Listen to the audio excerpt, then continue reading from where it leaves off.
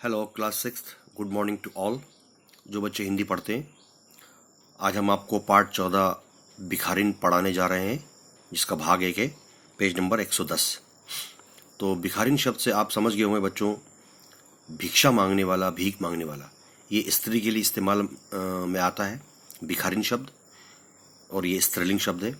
इसका पुरुष लिंग जो होगा, पुरलिंग जो होगा, मेल शब्द भिखारी। तो भिखारी और भिखारिन, इन दोनों शब्दों का अर्थ एक ही है, शब्द अलग अलग है। तो भिखारी यानी कि भिक्षा मांगने वाला, भिखारिन यानी कि भिक्षा मांगने वाली स्त्री के लिए आता है। ठीक है, तो इस पार्ट 14 भिखारिन को लिखने वाले कहानीकार, लेखक, राइटर का नाम है रविंद्रनाथ ठाकुर। तो उनके जीवन के बारे में हम थोड़ा सा पढ़ लेते हैं। यहाँ लिखा है, देखो।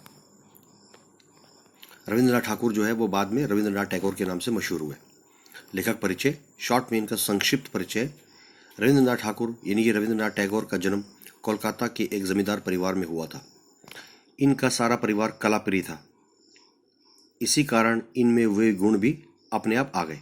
रविंद्रनाथ ठाकुर ने अनेक कहानियाँ लिखी है, नाटक और कविताएं भी लिखी है, और बच्चों के लिए इन्होंने विशेषकर एक कहानी लिखी जिसका नाम है काबुली वाला। इनकी प्रसिद्ध कहानियों में से एक है। इनकी पुस्तक गीतांजलि जो उन्होंने लिखी थी, भारत सरकार ने सन 1914 ईस्वी में गीतांजलि के लिए रविंद्रनाथ ठाकुर को नोबेल पुरस्कार से भी सम्मानित किया था।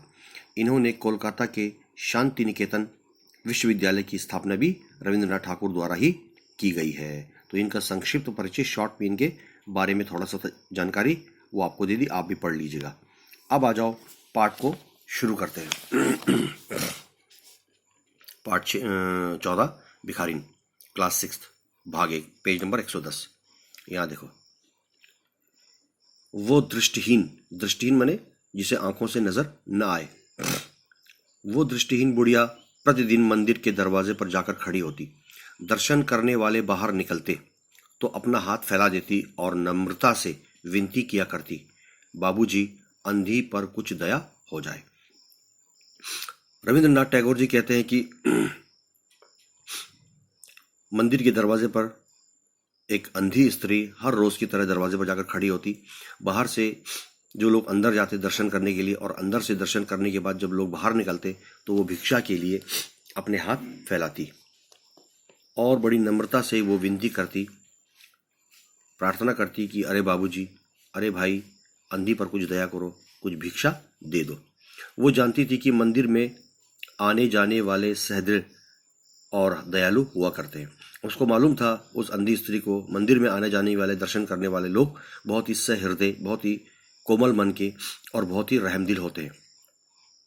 उसका ये अनुमान असत्य न था, ये अंदाजा उसका गलत नहीं था। आने वाले 2-4 पैसे उसके हाथ पर रख ही देते थे। अंधी उन्हें अनेकों दुआएं देती और उनकी सहृदयता को सराहती कि इतने कोमल मन वाले, कोमल हृदय वाले हैं। स्त्रियां उसके पल्ले में थोड़ा बहुत कुछ अनाज भी डाल दिया करती थी। सुबह से शाम तक वो इसी प्रकार हाथ फैलाए खड़ी रहती। इसके पश्चात मन ही मन भगवान को प्रणाम करती और अपनी लाठी के सहारे झोंपड़ी की राह पकड़ती। जहाँ उसकी झोंपड़ी थी, लाठी के सहारे, उसके सहारे से वो चलती। झोंपड़ी के समीप पहुंचते ही, नजदीक आते ही 10 वर्ष का एक लड़का उछलता कूदता हुआ आता और उससे चिपट जाता, उस अंधी स्त्री से। अंधी स्त्री टटोल कर उसके मस्तक को चूमती। वो बच्चा कौन है, किसका है, कहाँ से आया है, इस बात से कोई परिचित न था। 5 वर्ष हो गए, पास पड़ोस वालों ने उसे अकेला देखा था। उन्हीं दिनों एक दिन संध्या समय उन लोगों ने, शाम के वक्त, लोगों ने उसकी गोद अब यहाँ आ जाओ, में एक बच्चा देखा। वो रो रहा था। अंधी उसका माथा चूम चूम कर उसे चुप कराने का प्रयत्न कोशिश कर रही थी, पर यह कोई असाधारण घटना नहीं थी। अतः इसलिए किसी ने भी ये नहीं पूछा कि ये बच्चा किसका है। उस दिन से वो अनाथ बच्चा अंधी के पास रहने लगा और दोनों प्रसन्न थे, खुश थे। वो उसे अपने से अच्छा खिलाती और पहलाती थी। अंधी स्त्री ने अपनी झोपड़ी में एक हांडी, मिट्टी का एक बर्तन होता है, हांडी गाड़ रखी थी। जो कुछ मांग कर लाती वो उसमें डाल देती, उसे किसी वस्तु से ढांप देती, ढक देती, ताकि दूसरे लोगों की नजर, दृष्टि उस बर्तन पर न पड़े। खाने के लिए अन्न काफी मिल जाता था, खाने के लिए उसे भिक्षा मांगकर अनाज मिल जाता था। सो वो उससे काम चलाती थी, उस लड़के का और अपना।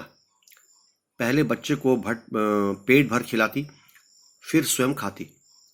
रात को बच्चे को अपने पास से लगाकर वहीं पड़ी रहती, उसके बगल में सोती। प्रातः काल होते ही वो मंदिर के द्वार पर फिर हर रोज की तरह जाकर भिक्षा मांगने के लिए खड़ी हो जाती। तो यहां तक पढ़ाया भाग 1। इससे आगे भाग 2 हम आपको कल पढ़ाएंगे। ठीक है, धन्यवाद।